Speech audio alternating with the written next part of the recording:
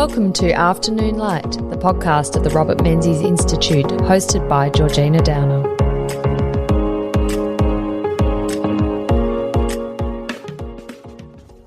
Hello, and on today's episode of Afternoon Light, I'm talking to Scott Morrison, who was Australia's 30th Prime Minister and the 14th leader of the Liberal Party of Australia, and he served in both roles from August 2018 to May 2022, just last year. Welcome to the Afternoon Light podcast, Scott. Well, thank you very much. It's great to join this really good initiative. I think it's terrific. Oh, thank you. Well, I've had already two very good conversations with former leaders John Howard and Alexander Downer, and it's wonderful to have the next chapter with you. I thought, if you don't mind, we'd start at the beginning. It's always a good place to start. About your first entree into politics when you joined the Liberal Party for the first time. What made you join the Liberal Party?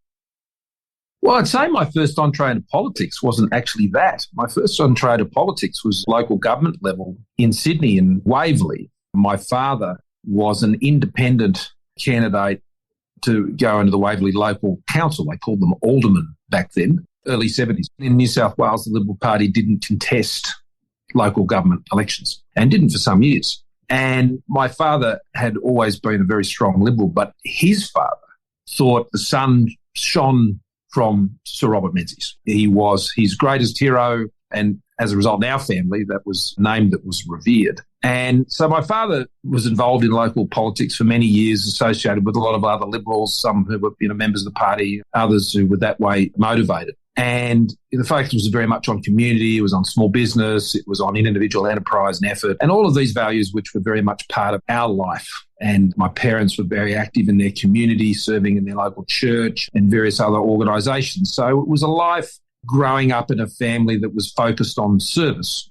And that sat completely within my conception of what the Liberal Party was all about. And, going through university and those sorts of things, you're exposed to many other different ideas. And none of those connected in the same way that focus on the strength of the Burkean small platoons ever did. So it was a natural place. And I was sort of interested in doing it a lot earlier than I ultimately did in the mid-90s, not long before John Howard became Prime Minister and Alexander became Foreign Minister and Peter Treasurer, and that great period started. Because I was working in the property sector at the time for a thing called what is now the Property Council. And I was just busy. And when I left there, I took up the opportunity to join. And one thing led to another. And a number of years later, after I was working in New Zealand, they asked me if I wanted to come and run the division. Oh, well, that's quite the elevation from helping out your dad as a local alderman to running the division. You said your grandfather and your father really revered Menzies. Were there particular things that Menzies had done that they admired him for? No, I wouldn't say that. And I think John Howard's book on the Menzies era captures this better than anything. And in some ways, it goes against the grain about, I think, how people like to think about politics today, and particularly many in the sort of journalistic profession, where it's a series of great, big, grand, dramatic achievements and events. What Menzies was able to do over a very long period of time was establish a period of stability in this country, which enabled Australians to become great. And that is the big difference between, I think, our side of politics and Labor. We enable Australians to be great. We don't see the country being a function of its government. We see the country being a function of its citizens. And that's what I believe Menzies enabled. And I think every government that has been of a Liberal colour has always enabled, from mine going back to Sir Robert's and everyone in between. And that doesn't always capture the imagination. What is your grand vision? My grand vision is that you are able to do the best that you possibly can in a country that enables you to do that. It's a big thing to put on a poster. It is less, I suppose, romantic than some of the things that, Labor figures go on about, those big moments in history, which they all seem to crave. But the great things of politics are achieved in the day-to-day, where people just live the lives they want to live and succeed the way they want to live. And I just always saw Sir Robert championing that and enabled my family. We had a very humble, modest family. My grandfather was an accountant. My dad was a policeman. We didn't come from any money or anything like that. We were suburban people just making our way. Do you think that the way you conceive of how Liberal Party leaders from Robert Menzies on focused on what the individuals in Australia can do for their country rather than what the government can do to shape the country versus these sort of rather grand political projects that you see Labor leaders and Prime Minister advocate for? And it's part of their myth-making too. I mean, Gough Whitlam was Prime Minister for a bit over 1,000 days, and yet you would think in the storytelling about the Whitlam years that he had a period in office to rival Robert Menzies. It's not the case. But in terms of those sort of grand projects and the myths and, I guess, storytelling around them in the years subsequent, he becomes quite a strong figure versus, I think, the figure that Robert Menzies is, despite being Prime Minister for 18 years. As you say, it was a period of stability. Actually, some very big things did happen. They did. Like in education, like in the Australian economy, home ownership. The ANZUS Alliance. These are big things, but it wasn't about defining his leadership around those initiatives. It was about what is the individual contributing to their country and how is the individual shaping their country. I'd agree with all of that. I think our party has always understood how Australia works and who makes it work, which is Australians. When we were going through the pandemic, the one big assumption that I and Josh and Greg and Maurice and many others made when we worked through that was that Australians will prevail. They will push through. They will do their best. They will exercise the sort of diligence and patience and determination that we need to encourage them to do to get through this. We need to do everything we can to support them to do that. But at the end of the day, it's going to require a significant effort on their part, which they exerted.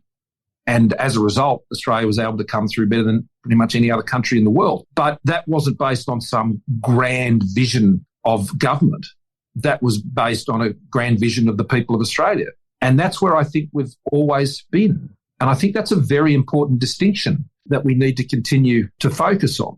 And if you go back to Menzies' time and his period, I think John Howard's book on the Menzies era is the best of all of his books. It's so eminently readable. But equally, I think it just captures the notion of determined, steady progress. There's a humility to, I think, our side of politics. It avoids the sort of narcissistic romanticism that others like to indulge in politics. We are political tradies, on our side of politics. We fix the stuff that needs fixing. We build the stuff that needs building. And we don't go around patting ourselves on the back forever. Now, some say we should do more of that in terms of telling our story, but it's not our nature. And I think that's one of the things why people have always turned to us when the country has really needed someone to come and fix things and get things right again. They've turned to us because they know that's our nature, it's our character. And I think that was very much embodied right from the outset. Menzies founded, along with others, the Liberal Party in 1944, so we'll celebrate the 80th anniversary next year. That's no mean feat for a political party formed. I mean, political parties are formed all the time. We've seen them come and go in Australian politics for our entire history. And, of course, in the first 40 years of Australian Federation, we had quite a number of centre-right political parties come and go. The Nationalists, United Australia Party, Liberal Fusion, Free Trade Party, Protectionists, you know the list, even a Liberal Party at one stage. What do you think was the secret sauce that Menzies had found with others to create that enduring Liberal Party in 1944? And I guess you have an interesting perspective, not just as a leader of the Liberal Party, but also running a state division. So you know the importance of organisation and grassroots politics. Yeah. Well, I think there are a range of things to contribute on that. There are older parties than the Liberal Party in Australia, but none more successful. And I think that's a very important point. And yes, we may not be in government now here or in my home state, here in New South Wales or anywhere else on the mainland. But that said, when you go back over our history and even recent history, we have been in government more often than we have not. And at the heart of, I think, Menzies' creation of the Liberal Party was that he was not setting up a coffee club or a debating society or an ideological movement. He was setting up a party that drew together the many strands of this country that was largely unorganised. And I don't mean disorganised, I mean they weren't formally organised. And he drew them together for a simple purpose, and that was to be able to win an election and form governments. The Liberal Party has always been about forming governments and governing. That's what actually gets us going. And Menzies showed great insight, I think, prior to 1944, when everyone was licking their wounds after another lost election. And here he was, actually quite animated, looking at a period of opportunity to establish something new. And he was quite contrasted to many of those around him at the time. And he was thinking, what we stand for matters and is necessary to be at the heart of government in this country. So how do I achieve that?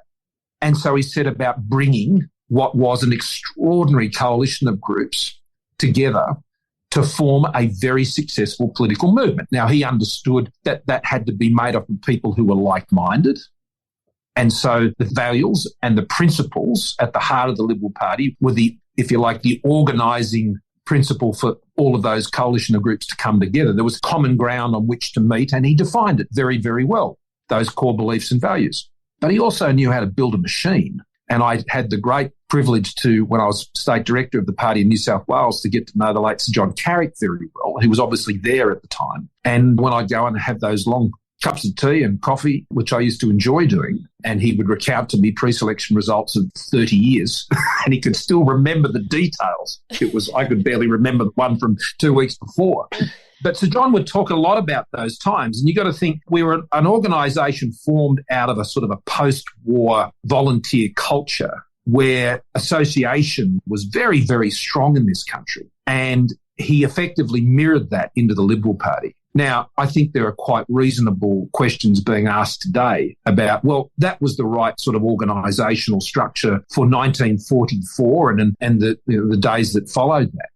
So how does that work today? How does society organise itself today? How does volunteerism operate today? And how is that best reflected in how an organisational wing of the Liberal Party exists today? And I think they're very valid questions that probably haven't been asked in that way for some time. A number have attempted to, but I don't think we've really nailed that, because effectively we pretty much have the same structure of operations as we did back in the 40s and the 50s. And so I think that bears reflecting on. So my point is that Sir Robert knew what he stood for, knew what was important, knew that that of itself was of little contribution unless you could do something about it. And so he formed a political organisation that could give voice and influence to that by building a political machine that could win elections, not win 16% of the vote by shouting at the clouds and feeling very earnest about your deep beliefs, but being able to draw together enough of the mainstream and appeal to enough of the mainstream to be able to form a government. And that still should remain our highest calling. Two questions that strike me as important, given what you've just said. One relates to grassroots politics and the sort of structure of political parties. So as you said, Liberal Party was formed in the 40s when volunteerism was really high, and people saw that as a civic duty, but it also was a social element, wasn't it? Because it didn't have TV in the 40s. True. There was radio, but no internet. So how do you connect with people? You meet in person, and you meet in person at meetings and events, and hey, political parties hold them. So join a political party. Churches were the same. Churches were the same, exactly. And your local footy club or the country fire service, all those things. So 2023, and I reflect on the election last year in 2022, especially with the Teals, you saw a lot of younger people very activated on an issue or a zeitgeist, not about governing per se or how the country should be run, but just on particular issues. And they did stand up and volunteer. I mean, here in Melbourne, you saw Monique Ryan, now a member for Kooyong. She was able to bring together quite a group of several hundred volunteers around certain issues, but not about a grand plan or vision for Australia at all, or even just about if I were to be in government, how would the country be run and how would I serve the Australian people? How do mainstream political parties like the Liberal Party, how are they supposed to operate in that sort of environment when you're confronted against, do we give up on grassroots politics, which I think would be a shame. You should be very much connected to communities, and that you do that through grassroots politics. No, I don't think you give up on that. And I think you make a good point about the Teals in that they weren't articulating or even pretending to be a movement to form a government. In many respects, they're no different in that way to the Greens or One Nation or the Katter Party or They're there rallying around. It was a bit of a moving feast, what they were rallying around. A lot of it was what they were rallying against in some ways. And how enduring that is as a sustaining force for a political movement, well, I suppose we'll have to wait and see. But it isn't a movement for government. It isn't a movement to actually run things. Government's far too mundane to excite people's motivations. And if you're interested in running a government, you've got to have a view about more than three things. And in today's political environment and today's polity, it has been driven a lot more by activism and emotion, I think, more than I've seen it in the past. And I understand the hunger for a sense of purpose and a sense of passion, and that's been cultivated in younger generations, and that can be a very good thing. But what we need to bring, I think, as a party is a way to connect with those who have that passion and purpose and seek to relay how that can be realised by supporting a party of government.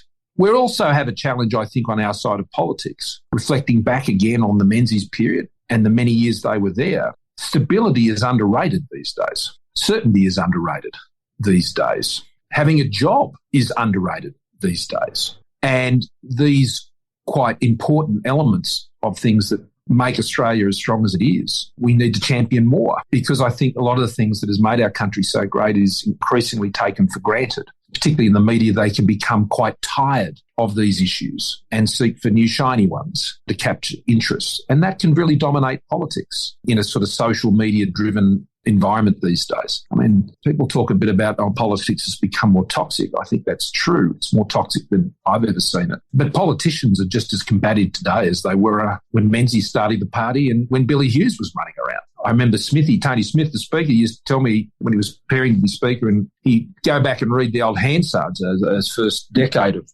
Parliament. And if you think there has been any unruly parliaments in the television age, well, go back and read those transcripts, Smithy would say. You know, they were into each other. So the politicians are not that different, but the environment in which politicians operate is very, very different. Extremely different. In the Menzies period and his success, there was a great appreciation, I think, about things getting done and stability and certainty and buying a home and the security of our region and all of these sorts of things. These days, the agenda's different. And as a party, we have to find ways to communicate the value of the things we're about. Not change what we're about, but communicate the value of what we're about in new ways.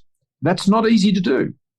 Reflecting on what you were just saying, I mean, the Menzies era, of course, the second term, he's Prime Minister from 49 to 66, that is a post-war period when the value of people would have placed on stability would have been huge, because the alternative was what they'd just been through, which was war and depression and economic uncertainty, physical security concerns about democracy, your whole way of life. I mean, the fact that people got some stability and reliability of jobs and the economy was going well and they didn't have to worry about their borders being attacked or their democratic system being undermined. Of course, there was the threat of communism. But that you're right, there was a premium placed on stability over revolutions or being disruptive. I wonder today, we obviously had the COVID crisis, but we have had a period of pretty good times. I mean, my lifetime, I was born in 79. I do vaguely remember the recession of the early 90s, but I was an early high school student then. So it certainly wasn't a time when I was worried about my own job because I was in the education system. But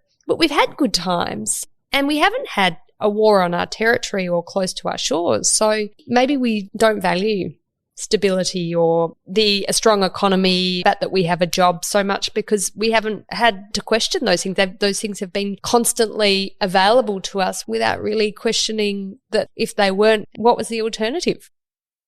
I think that's a fair assumption and a fair assessment, but none of us would want it differently, would we, for our kids? No. I remember when I was Treasurer, some of the hardheads would say in the media, what this country needs is a good recession to teach people a lesson and they can understand. And I thought, what a heartless thing to say.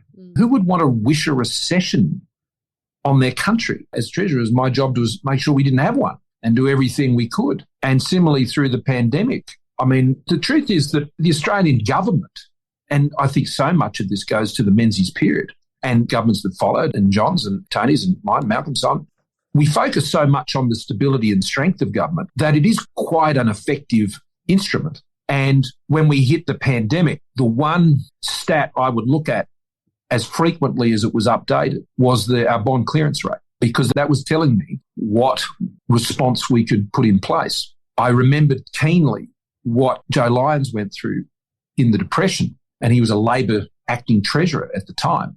And this experience eventually led him to leave the Labor Party and set up the UAP as a forerunner of the Liberal Party.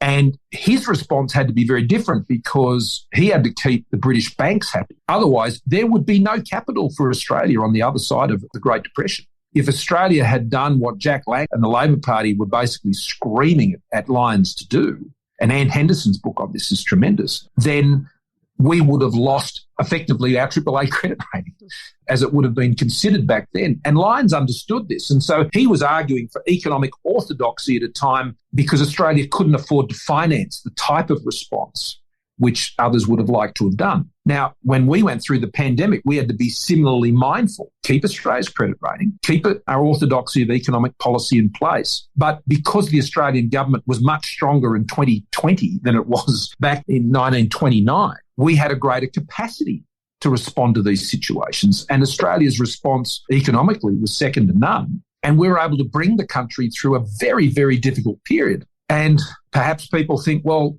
nothing can touch us now. The government can get us out of any problem. Well, I don't share that view, and nor is it a good thing to have to go and solve a problem like that. We did what we had to do, but it was not something we took great delight in doing, having to incur that level of expense on an economic package. But we could do it because of the orthodoxy of our economic management. So government, particularly, I would argue, under Liberal stewardship, has been very wise about these things and built the government's capability to be quite effective in protecting the Australian public. But when the vaccine works every single time and you never get sick, sometimes you start to wonder about whether you need the vaccine. Yeah. And I think there's an element of that. But, what's the alternative? Let your country get sick? No, you can't do that. So that's what I think makes our job even more challenging. I mean, our success, I think, as governments, in some ways, has oftentimes put us out of job. And as a result, it remains then the challenge to redefine what we're seeking to offer. And I think in today's media environment, we have to find ways to do that which are very different to the way we've done it before. It's not just a simple matter of waiting around. It is a matter of, yes, time will pass and we'll see the impact of what the current government is doing. But at the same time, we have to connect to that sense of passion that exists in the Australian community and connect it to the things that we know we can deliver. Menzies brought together, as you were saying earlier, a disparate group of non-Labor, centre-right parties, or some of them were just movements, really, not even political parties. Mm-hmm. And we talk about liberal values, capital L liberal values, and some of them are small L liberal values. But it wasn't an ideology, as you were saying. So the Labor Party originally was a socialist party, avowedly socialist. It's more a social democracy these days. Socialism's is a bit on the nose as a term, I think, in the mainstream at least. It's alive and well in the government. But. Yeah, as a term.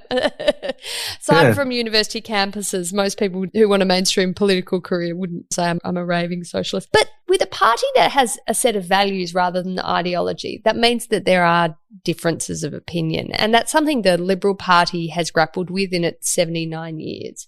And Menzies did too, although I would argue he was such a towering figure that people tended to defer to him. And given he was the first leader of the Liberal Party, he had an authority that no one else could claim. How did you find managing differences in the Liberal Party when it comes to, okay, we agree on the values, but in terms of, say, social issues or economic issues or environmental issues, there are differences and sometimes they can seem a bit intractable. And I'd say the critics of the Liberal Party will say, well, they can't be overcome, and is that not the death knell of the party? I mean, it's never been the case in 79 years, but I don't share that view. No. I mean, the last rights over the Liberal Party have been issued many times, and then next, within 3 years, you're winning an election. So I tend not to indulge those commentaries too often, if at all. But no, you're right. I mean, he skillfully brought together a majority in this country. But I think he well understood the challenges of maintaining that majority and its limits. Remember, the Country Party didn't come in. He worked out there was no way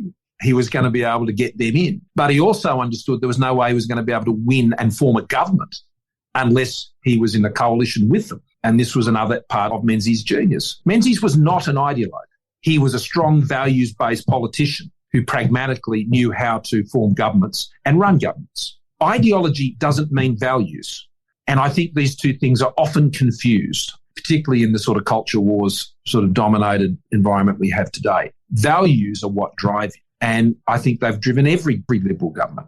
With reducing taxes to shoring up our security to responsible economic management, all of these principles which are about creating that environment in which people can excel. I have heard every Liberal leader in my memory espouse those and govern on the basis of those. So I think that's established. So the challenge is how you maintain the coalitions you form outside of the party and then how you maintain the unity of your party within it. Now, there are different elements to that. As a federal parliamentary leader, it's one's job to maintain the unity within the federal parliamentary ranks. And John Howard's advice to every Liberal leader has been job number one. That's the first item on your list. And he's right. When a leader cannot keep their party together, it cannot be an effective force at an election. The time I was leader, I enjoyed great unity in the federal parliamentary party. First leader that went through a whole term and faced 2 elections as a prime minister since John himself. And maintaining that unity is not easy. When I became leader, I said to the parliamentary party, I'm not chasing people off to the fringes. I'm going to stand right here in the middle and try and draw people towards that. Now, that doesn't mean they had to come all the way to the middle, but it meant on occasions they'd have to come a bit of a way. And on occasions that didn't occur, and that injured us quite significantly. The Religious Discrimination Act vote was a sad example of that. Thankfully, we didn't have too many others of those in a parliament where we were a government which held a 1-seat majority. So maintaining that spectrum is incredibly difficult, and it's getting harder. When you add the coalition to that and the spectrum that you're seeking to manage, it gets even harder still. And I think that causes us to sometimes wonder whether how the coalition is formed and how the composition of the party and its makeup, and should it become more of this sort of party or that sort of party. And I think they're reasonable questions. I think they're reasonable discussions. I don't think we should be afraid of them because we have to resolve them. And leaders of the party need to sort of rely on that sort of consensus that exists to keep binding the party together. Otherwise, it will just fracture everywhere. You just can't come in and say we're this or we're that and get on board or get lost. That party's over within a couple of weeks, and that leadership is certainly over within a couple of weeks. There has to be an engagement, and that involves a continuing dialogue within the party. So you try and at least understand, if not address, the most fundamental issues that are being raised from those perspectives. You're never going to address them all, and there has to be give and take. If there's not give and take, well, the party's not going to be unified, and a leader knows that pretty quickly, and then they have to address themselves to that. But it was the hardest part of the job, and it was the most demanding in terms of its threat to the cohesion of the government every single day. So you're right to highlight it. During my time, I'm thankful for the great support I had from my deputy and Josh. He was wonderful. He was a terrific deputy. And I commend the way Susan Lee is now working with Peter in the Federal Parliamentary Party now. It takes a leadership team to hold all that together. And I had a great leadership team. And I was part of a number of other leadership teams that sought to achieve that. So you can't take that for granted. Menzies certainly never did. And it changes over time too. You can't just presume because it worked in John Howard's days or whoever's that it's going to work the same way now. Times change. Do you think the merger of the Liberal and National parties in Queensland makes things more difficult? I mean, I sit here in Victoria where currently the Liberals hold 2 seats in metropolitan Melbourne, and I think cumulatively they hold 7 seats in Victoria out of about 37. So it's not a huge showing. I mean, LNP has been very dominant in Queensland for many, many years, but its brand is a joint brand, a merged brand, whereas down here in Victoria, obviously the coalition runs separately and their identities are very separate and their constituencies are very separate. How do you manage that when you're the federal leader and obviously you're the leader of the coalition when you're Prime Minister too? Well, when it was formed, I must admit the LNP in Queensland, I was not a fan about this at all. I really didn't think it was a good idea. But I must admit now, many, many years later, the idea has grown on me considerably. And I think there are a number of things that have contributed to that. I mean, I think the times are different for a start. So just because something wasn't right then doesn't mean it's not right now. When I observe the LNP now, there are many members of the LNP now who were never a member of the Liberal Party or the National Party. They see themselves as members of the LNP, and they don't know what the difference is between those two things. I think the constituencies of the Liberal and the National parties now are not as different as they used to be. I'll give an example. In my own electorate here in southern Sydney in the Shire, those who strongly support me here and the party when I was Prime Minister, but as a member of the Liberal Party, are no different to those who support Michael McCormick in the Riverina. It's the same issues, it's the same values, it's the same focus, it's the same priorities. And so I think increasingly you're seeing outer suburban, regional, rural consensus around a whole bunch of issues. Remember, that's where we held all the seats, including, at the election, seats like Aston and Latrobe, seats like that. And there is a lot of commonality in our supporters between the Liberal and the National Party in those areas. I used to love going to North Queensland. I used to love going to Townsville. Phil Thompson is a Liberal member of the LNP in Townsville. How he's different, and Warren's a Liberal up there, member of the LNP in Cairns, how he's different to what we have in Gladstone or what we have in Maryborough or places like this. Go figure, I can't. The support bases are pretty much the same. So I think there's a bit of phony difference, frankly, between the Liberal and the National parties at a federal level. And I think that's highlighted by the fact that the LNP sits together in one room in the Queensland State Parliament, and they all seem to be able to sit in the same room together. And these great differences that apparently exist when they all come to Canberra, frankly, some of them might be quite phony. We don't have to keep locking into a structure just because that was the structure that worked at the time. I think we have to be more pragmatic at that. And I think the person who would be the first to argue it if they were around today was Sir Robert Menzies. He would be the first one to say, because remember, this is a guy who was in the UAP and just went, none of that's working. We're never going to win again. So I've got this idea that looks like this. And most people would have thought he was nuts and was tearing down the great traditions and all, whatever. But he went about and he changed politics in this country forever because he dared to think about a new set of structures that might actually house these common interests together in politics. And I think we shouldn't be scared of thinking about those things in the environment we're in today. That's not an argument to change it, but it is an argument to think about it. And I think the experiment of the LNP ultimately will prove to be a good one. I think the arguments that it leaves a room for a right of LNP country sort of voice, a Kata One Nation thing, they're legitimate points. Equally, maybe that's what gives rise to what we've seen with the Toowoomba to some extent in our urban areas, which I'd argue in Victoria is even more pronounced than it is in New South Wales. When Stephen Harper started the Conservative Party in Canada, I mean, there are still non-Liberal parties, they're called over there, but let's call them non-Labor parties at a state level that operate under completely different brands. Mm. And they are completely aligned with where Harper's party was established. So I think on our side of politics, we're less constrained, and I think we can be a little bit more innovative.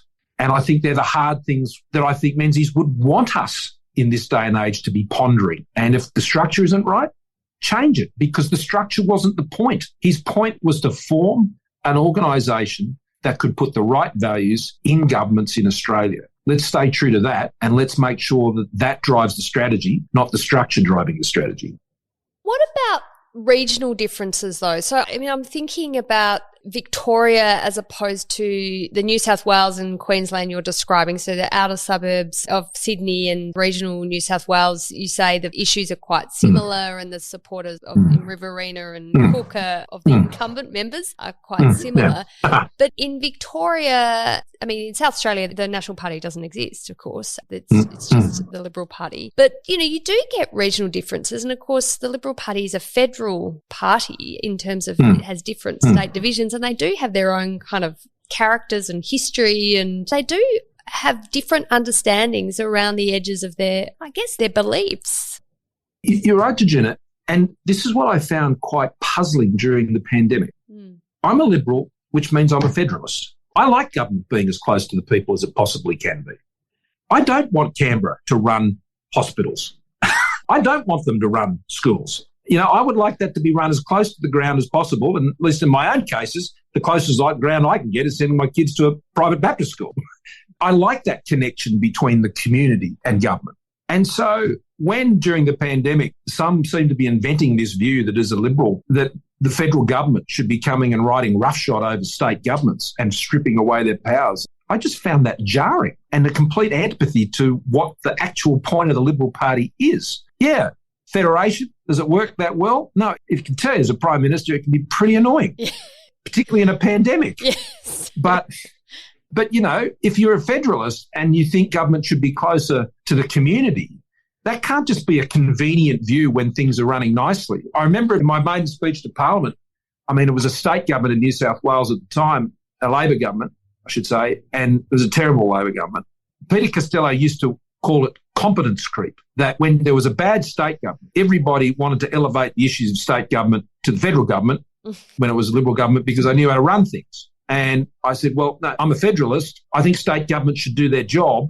And if you don't like what the state government's doing, don't ask the federal government to do it. Vote the state government out and put in another one. That's how our system works. Now, if you're redrawing the lines now, would you have 2 states in Queensland? Would you have probably, maybe? Doesn't really matter. It's what we've got. And so I think the differences between states are actually quite profound. And I know that as a national leader. Values can be very similar, though. If I'm moving around the northern regions of Tasmania or the northern suburbs of Perth or up in Townsville or, as I said, out in the central tablelands of New South Wales or down the surf coast in Victoria, a place like this, I find very, very similar values, but the circumstances can be very different. The economies are different. The demography is different. The cultural makeup is different. And the history is different. The way people are used to doing things is different. And I think that has to be respected in government. And it's very hard to respect it if you're trying to make it all the same over the entire country. And if you're expecting Liberal to mean exactly the same thing in northern Tasmania as it means in northern Queensland, you're going to struggle. I knew as a state director that our most effective campaigns were the one that had a great platform, which in my time, that was when Linton was the director and Brian Loughnane in my second one. And you had a great national platform of the campaign, but you took it and then you customised it both to your state and to the electorate. I remember we had the big signs at 2001 election. We will decide who comes to this country was that line. I remember John uttered at the campaign. We got a number of others got pretty busy on the signs afterwards, polling day.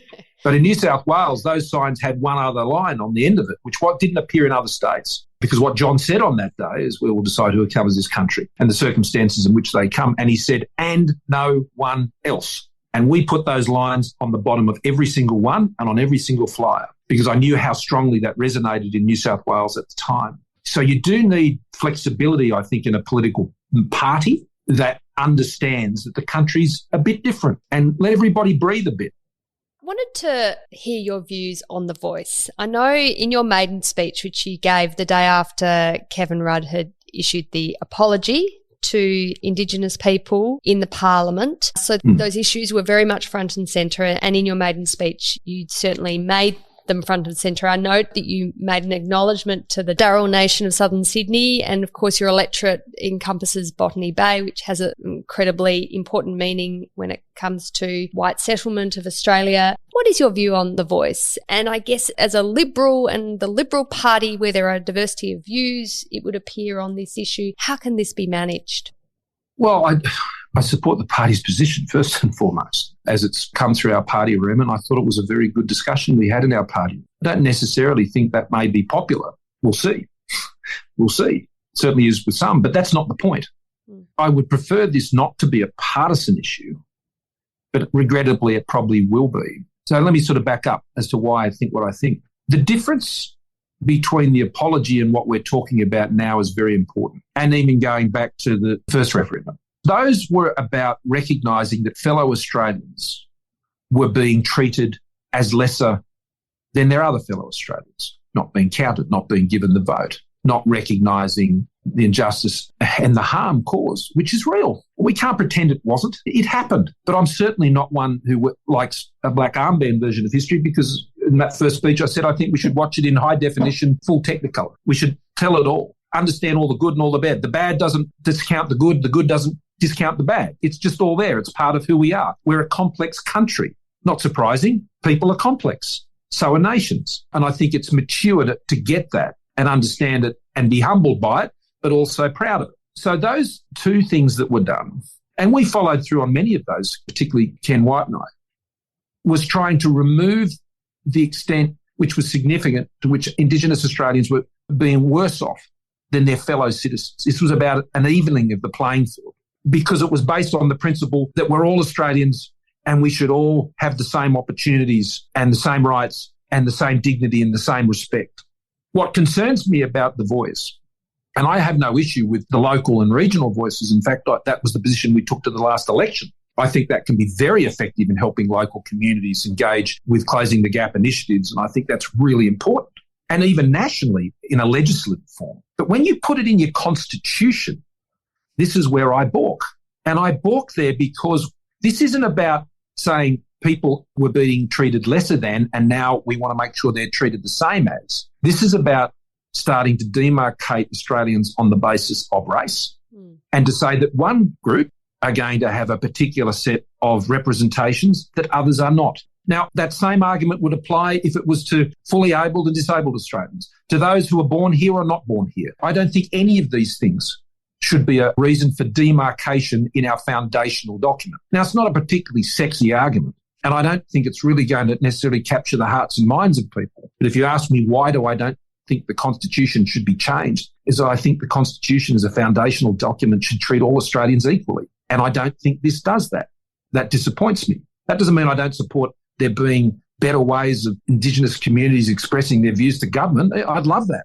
And we had some good representation of Indigenous communities. I mean, I appointed the first ever Indigenous person to Cabinet and to be the Minister for Indigenous Australians. The Liberal Party has a proud boast in terms of Indigenous representation in our ranks, now taken up by Jacinta and others. So this is great.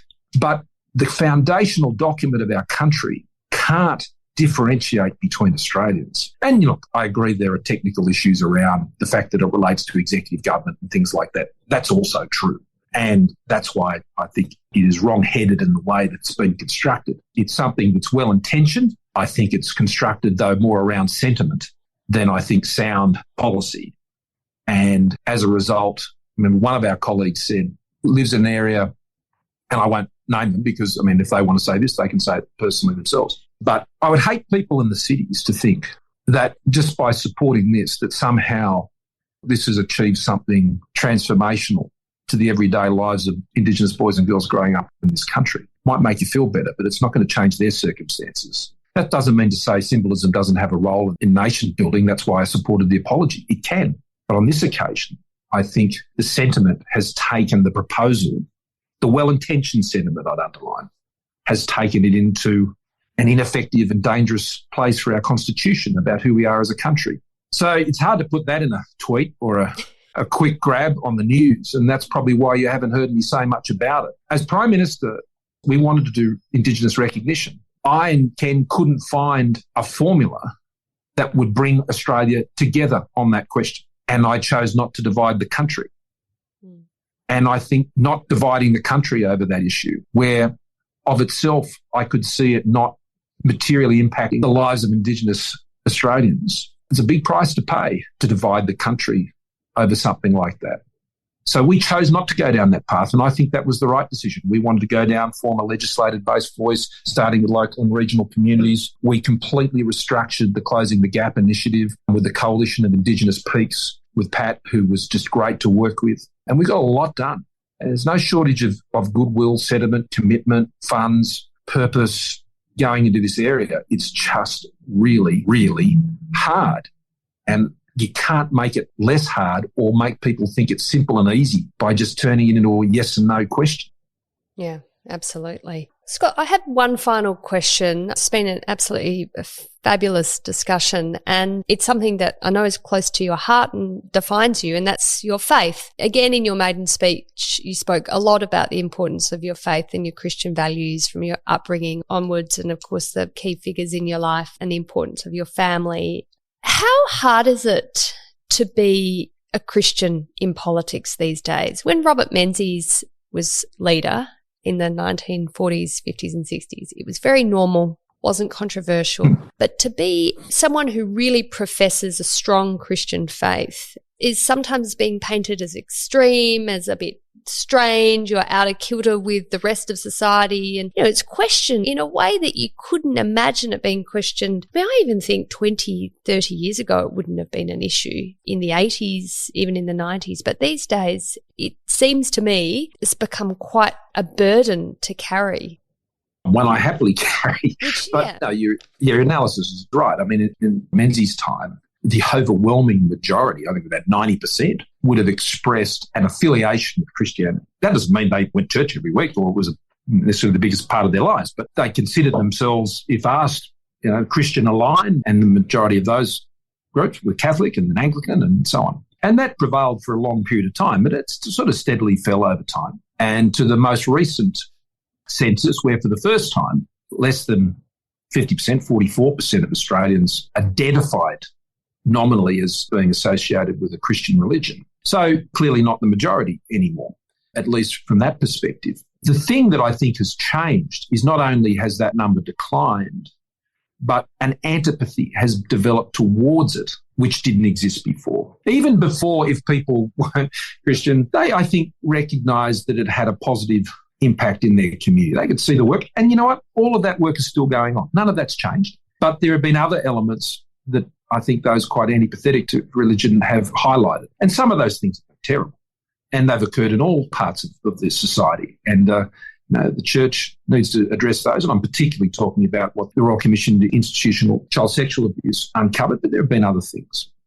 And I think that was a good thing to do. And as a result, I think there has been a lack of confidence and a lack of trust that is built in towards religion generally, but particularly in relation to the Christian faith. But for me, my faith remains in the same way as it did for Sir Robert. I remember I wrote a foreword for a book about Sir Robert's faith, which I enjoyed reading, and he had a very humble faith. It was very quiet and personal faith, which I think was consistent with that time. And what I liked about Sir Robert's faith is that how it kept him grounded and it kept him, as I say, humble. There was a humility, I think, to his approach, which I endeavoured to emulate through my own faith. That's what I found my faith does. It reminds you of your vulnerability. It doesn't remind you of other things. And I think that's just an important part of who I am. So I think Western society generally, this is a trend that is occurring everywhere. You'll find the same stats in Canada, New Zealand, United Kingdom, even in the United States, you're seeing it coming down. And we've sort of got, regrettably, I think, to a sort of post-Christian society where we think all the great values that we have about,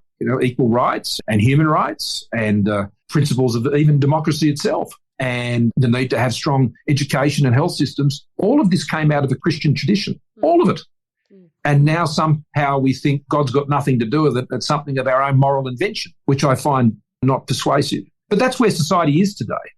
But as a Christian, whether it be in politics or anywhere else, I just feel called to, be true to my faith. And I've never mixed my politics and my faith. I've never cheapened either by doing that. They're different. One informs who I am. Politics is about what I've done in public policy and in government. Everyone has their influences. That's certainly one of mine, but I've never seen it as a textbook when people would argue with me about climate change. And they'd argue me from a Christian perspective on both sides of the argument, which sort of makes the point. Yeah, I have my view on it. Guess what? You won't find my view about it in the Bible, and I won't find yours either. It's about politics. Faith's a different matter. And that doesn't mean the separation of church and state is not the separation of faith from the life of society. God forbid, literally. But it is about managing that. And on occasion, I think people would have been disappointed with how they thought I managed it. But I always endeavoured to try and keep those lines very clear between the two. And I think faith, and not just my own Christian faith, but faith more generally, is a humbling thing for people, which I think is a good thing for community. Whether you're walking into a Hindu temple or a Jewish synagogue or a Muslim mosque or any of these things, a Christian church, whether it be a cathedral or in an industrial estate where a lot of the churches I go to. You'll find people who care passionately about community, that reach out to those who are less fortunate, that care for each other in times of difficulty. We certainly saw that in the pandemic, stepping in massively. And I just thank God for that. And I'm pleased to be part of it. Well, thank you for sharing those views and your beliefs with me and our listeners on Afternoon Light, Scott. It's been an absolute pleasure to speak to you, the 30th Prime Minister and 14th Leader of the Liberal Party, about... May there be many more. Yes, indeed. Well, as you said, the death of the Liberal Party has forever been forecasted and still hasn't happened, so I presume it'll kick on for a few more years. Thank you so much, Scott. It's been an absolute pleasure. Thanks a lot. Great to be with you.